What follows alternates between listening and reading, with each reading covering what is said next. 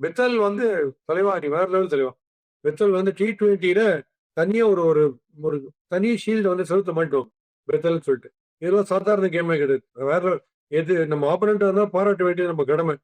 கண்ணில் ஊத்திடாம வந்து நம்ம வந்து இங்கிலீஷ் ஃபேன் இருந்தா அதெல்லாம் குதிச்சிருப்போம் வீட்டுல. ஷாம்பேன் ஓப்பன் பண்ணினே இருப்போம் பெத்தல் பேட்டிங்கை பார்த்து. அதனால டாப் கிளாஸ். அது அது வந்து நம்ம பியூர்லி யார்கர்ஸ் போட்டதுனால கொஞ்சம் அடைக்கணுமே தவிர என்ன வருண் சக்கரவர்த்தி டிமாரலைஸ் பண்ணி விட்டாரு பாஸ் அவர்.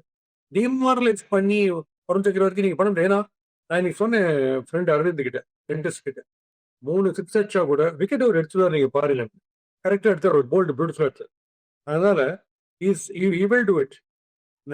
நம்ம என்ன மெயின் தெரியுமா, நான் ஃபேன்ஸ் கிட்ட ரிக்வெஸ்ட் பண்றது, கிரிக்கெட் ஃபேன்ஸ் கிட்ட ரிக்வெஸ்ட் பண்றது, உங்க கிளாப்ஸ் வந்து நம்ம ஜெயிக்கும் போது ரொம்ப முக்கியம். நம்ம 4 அடிக்கிச்சு, 6 அடிக்கிச்சு, விக்கெட் அடிக்கிச்சு, கப்பை தூக்கும் போது உங்க கிளாப்ஸ் முக்கியம். பட் இந்த டவுன்ல இந்தியன் டீம் ஏதாவது ஆச்சுன்னா அப்போ உங்க கிளாப்ஸ் டபுள் முக்கியம். அப்பதான் நீங்க காமிக்கணும் we are behind you ன்ட்டு. உங்க கிளாப்ஸ் அதிகமாக கொடுங்க அவங்க எழுந்துக்கிறது.